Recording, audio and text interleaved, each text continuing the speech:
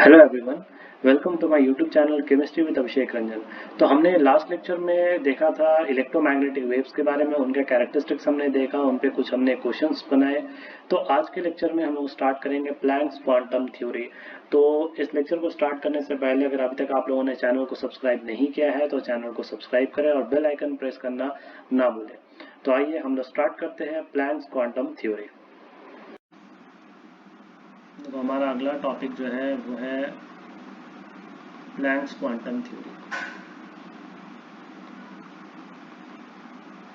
देखो, अगर हम इलेक्ट्रोमैग्नेटिक थ्योरी के बात अगर करें जो मैक्सवेल हाइजेंस ने दिया था, तो उसके बेसिस पे क्या था ना कि जो आपका लाइट वेव था वो बेसिकली तुम्हारा एक कंटिन्यूअस नेचर का जो बिहेवियर था वो शो करता था। लेकिन प्लैंक्स क्वांटम थ्योरी के अकॉर्डिंग ये कहा गया कि जैसे मान लेते हैं कि कोई भी एनर्जी सोर्स है, सपोज ये हमारा एक एनर्जी सोर्स है और ये एनर्जी सोर्स जो है वो एनर्जी का रेडिएशन कर रही है। देखो, अगर हम लोग बात कर रहे हैं तुम्हारा किसके लिए बात करें, अगर हम लोग बात करें इलेक्ट्रोमैग्नेटिक रेडिएशन के बेसिस पे, तो ये जो रेडिएशन था ये एक कंटिन्यूअस फेनोमेनन था। एक कंटिन्यूअसली तुम्हारा इन रेडिएशन का क्या हो रहा होगा, फ्लो हो रहा होगा। लेकिन प्लैंक ने क्या क्या कहा कि कोई भी एनर्जी सोर्स जो है वो रेडिएशन जो है वो कंटिन्यूअस वे में कभी भी जो है डिस्ट्रीब्यूट या मान लो रेडिएट नहीं करता है। प्लैंक्स ने क्या कहा, एनर्जी का जो डिस्ट्रीब्यूशन है या एनर्जी का जो रेडिएशन है वो कंटिन्यूअस मैनर में नहीं होकर बल्कि वो डिस्क्रीट मैनर में होता है। ठीक है, तो वो डिस्क्रीट मैनर में क्या होता है, स्मॉल एनर्जी पैकेट्स के फॉर्म में होता है। इस तरह से स्मॉल एनर्जी पैकेट्स के फॉर्म में एनर्जी का एमिशन होता है, एनर्जी का रेडिएशन होता है। ये तुम्हारा थ्योरी जो था ये प्लैंक ने दिया। ठीक है, प्लैंक ने कहा इस तरह से एनर्जी का जो है वो रेडिएशन हो रहा होगा। तो चलो ठीक है, अब ये एनर्जी पैकेट जो है, इन एनर्जी पैकेट को उन्होंने नाम दिया क्वांटा। ठीक है, और अगर हम लोग लाइट के केस में बात करें, अगर ये सोर्स अगर मान लो कि लाइट एनर्जी का सोर्स होगा, तो उस केस में तुम्हारा अगर लाइट के केस में बात करें तो लाइट के केस में इस क्वांटा को हम लोग नाम देते हैं फोटॉन्स। ठीक है, हम लोग उसे नाम देते हैं फोटॉन्स। तो मतलब प्लैंक्स ने एकदम सिंपल वे में कहा भाई कि जो एनर्जी का डिस्ट्रीब्यूशन अभी तक हम लोग कंटिन्यूअस वे में मानते थे, लेकिन वो कंटिन्यूअस मैनर में नहीं होकर ये स्मॉल एनर्जी पैकेट्स के फॉर्म में उसका डिस्ट्रीब्यूशन डिस्क्रीट मैनर में होता है, ये प्लैंक का मानना था। और वो जो डिस्क्रीट मैनर में स्मॉल एनर्जी पैकेट वो रिलीज कर रहा है, उस स्मॉल एनर्जी पैकेट का उसने नाम दिया क्वांटा। और अगर ये लाइट एनर्जी का सोर्स हुआ तो वो कहलाएगा फोटॉन्स। अब ये फोटॉन्स का जो एनर्जी है, ये जो स्मॉल एनर्जी पैकेट्स की हम बात कर रहे हैं, तो इनका जो एनर्जी है दैट इज ई।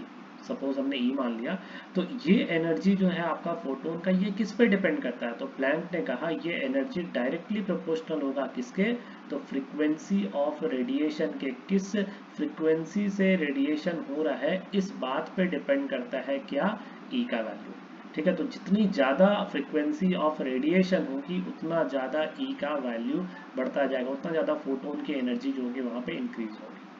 तो अगर हम इन शॉर्ट अगर पूरे प्लैंक्स क्वांटम थ्योरी को अगर समझे तो हम सिंपल कह सकते हैं अकॉर्डिंग टू दिस या according to this quantum theory क्या कह सकते हो, energy energy is radiated from any energy source in discrete manner। ठीक है, डिस्क्रीट का मतलब ही होता है discontinuous,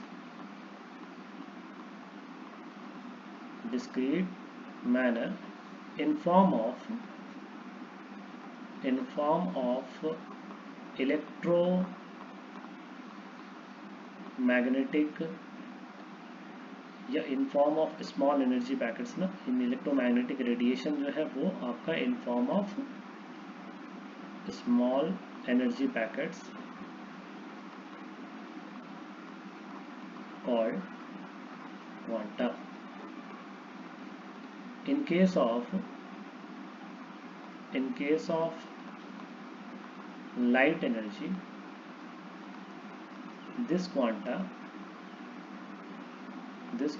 is known as photons। ठीक है, इन्हें क्या कहते हैं, photons कहते हैं। and according to Planck quantum theory, if E is the energy of single photon and nu is the frequency of radiation, then E is directly proportional to, means frequency increase करेगा radiation का, तो आपका जो E का value होगा वो आपका increase करता जाएगा। सो यहाँ से एक प्रोपोर्शनल कांस्टेंट H आ जाएगा और इस प्रोपोर्शनल कांस्टेंट को हम लोग नाम देते हैं प्लैंक्स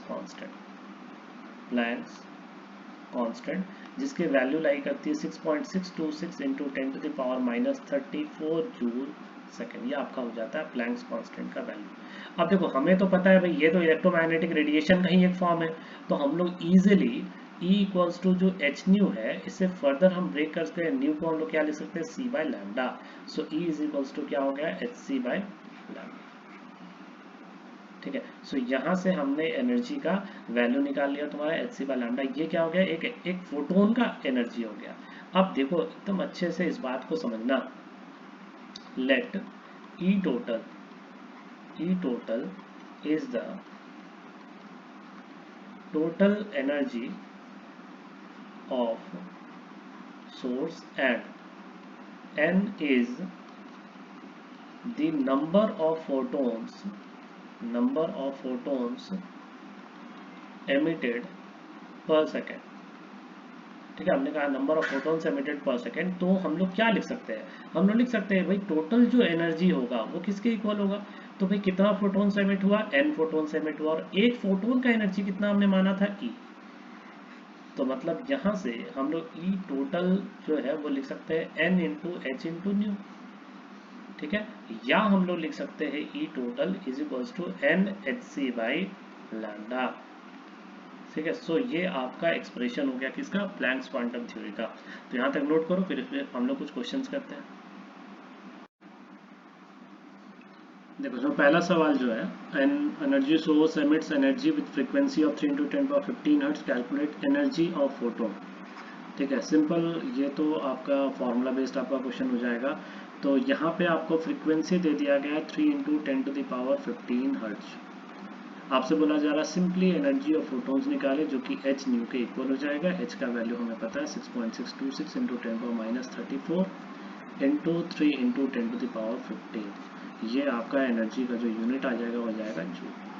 आते हैं हमारा अगला क्वेश्चन है, देखिए 100 watt bulb emit radiation at frequency of 3 × 10⁻14 hertz. तो सबसे पहले तो हम लोग क्या करते हैं, एक फोटोन का एनर्जी पहले सिंगल फोटोन का निकाल लेते हैं, कितना होता है h new 6.626 into 10⁻−34 and frequency हमें दे रखा है 3 इंटू 10⁻14। ये आपका हो गया जूल, जो कि एक फोटोन का एनर्जी आ गया।